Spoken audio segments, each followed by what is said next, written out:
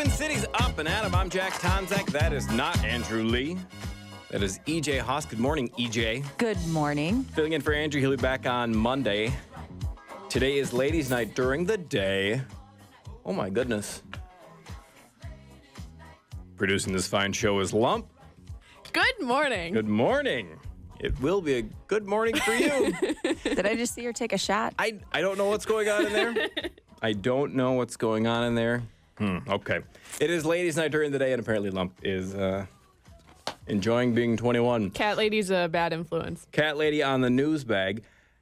At 7:30, Jennifer Carnahan. She is the Republican candidate in Senate District 59. She'll be in studio. That is the seat currently held by Senator Bobby Joe Champion. We had his DFL opponent in on Monday. And Jennifer, of course, is the Republican candidate. At 8 o'clock, we'll have Representative Sarah Anderson in studio. She's going to join us for a conversation about a piece that PBS, question mark, has, the hidden sexism that could sway the election. Hidden, of course. Hidden. Until she writes the article. Yeah. Not. Did you take at the bottom of this article, there is a quiz? No, I didn't. Are you sexist? I didn't take the quiz. Do you want me to do that at the break? Between now and 8 o'clock, take this quiz. Now, it's not some meaningless Facebook quiz. It is by the very smart people, the very better than you people at PBS NewsHour. Okay. And I took the test, and we can compare results. Perfect. Yeah. I assume that you're sexist. I mean, we already know that, but me? no, Are you talking to me? Oh, I'm sorry. No, I'm talking to Jack. I realize now, after a year and a half in radio, that You have to say the name of the person you're talking about. Yes. Lump. Talking about Jack. Yeah. No, I took the quiz, and I will share the results at 8 o'clock. But there's apparently different kinds of sexism, like a benevolent. It's early. Sexism, where men will hold the door open for a lady because they want to be nice to the lady and at the same time think that there's no possible way a woman could open a door. And then a less nice sexism that says, I don't think a woman could possibly be president. But what if on my way in the building this morning, a woman held the door for me? Oh, goodness. Well, Now what? Well, what do we do? I wish you two the best. Times they are a-changin'. Things are legal now, and I say bravo. Bravo. Yeah.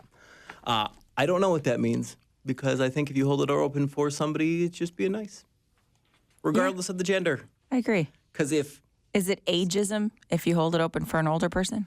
Yes.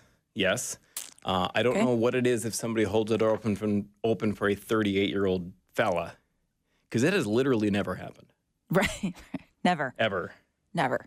And I don't know what my wife does during the day when I'm not around, because when I've been with her, I've never climbs seen through her windows. pull a door open or push. Just waits. Sounds like a problem. So we've got some election news bag, some regular news bag. Jennifer Carnahan coming in at 7:30, and then Representative Sarah Anderson at 8. We're going to talk today on Ladies' Night during the day about whether gender matters or not. And, of course, we got the presidential election where we have potentially Hillary Clinton, our first female president. And is that important to people or not that we have a female president? Oh, obviously, it's very important. There's all kinds of people out there voting with their body parts. Which I tried that once, and I was escorted out. Did you? Mm-hmm. I didn't know you could hold a pen. But anyway, I think that there's a lot of people using the fact that she's a woman as an excuse to, I guess, overlook all of her shortcomings. But I've posted this on Twitter many times. You can find me on Twitter. Do a search for EJ Haas. But I've said many times, if you're going to vote with a body part, make it your brain. Right. That's smart. I like that. Yeah. And do we have the question of the day up yet, Lump? We do not, but it's going to be up by the time someone can look at the website. All right, the Blue Ox Heating and Air question of the day. Is it time we have a woman president, even if you disagree with that woman's politics? Because you hear that from the left all the time, that it's time we have a woman president. Well, if it was Sarah Palin running for president, would they say the same thing? Of course not. Of course not. Of course. I don't know why there's like a time. Okay, well, now we've reached the point where we have to have a woman president. So whoever happens to... Well, ladies on I don't the know what ballot. I'm allowed to say on the radio here as far as body parts are concerned. List But 7 words. Yeah, I mean, I've got a dump button, so you can say whatever. And I've got one too. Perfect. We had an Effenheimer dropped last week that Lump caught. Yep. Oh. Yeah.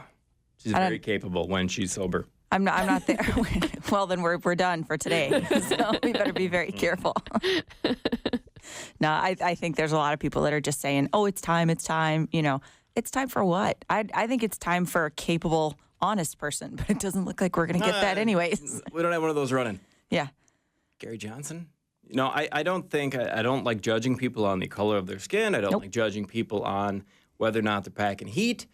But you can't, you have to agree that women for a very long time in this country didn't count as much as men. So I get the desire to have a female president. Sure. I get the desire to have a president that isn't a white dude like you know, she's not the first woman to run for president. She's not even the first woman Democrat to run for president. Yes. Victoria Hull. Thank you. I don't know. There's actually two. But Facebook did tell me that she was not the first. I probably told you on Facebook. That's where you live. It is kind of my wheelhouse. But yeah, she's they want to make this sound historic. I think it's very important to the Democrats that they find something for people to latch onto with her because she's not likable. She has a lot of baggage, and I don't mean, you know, her looks.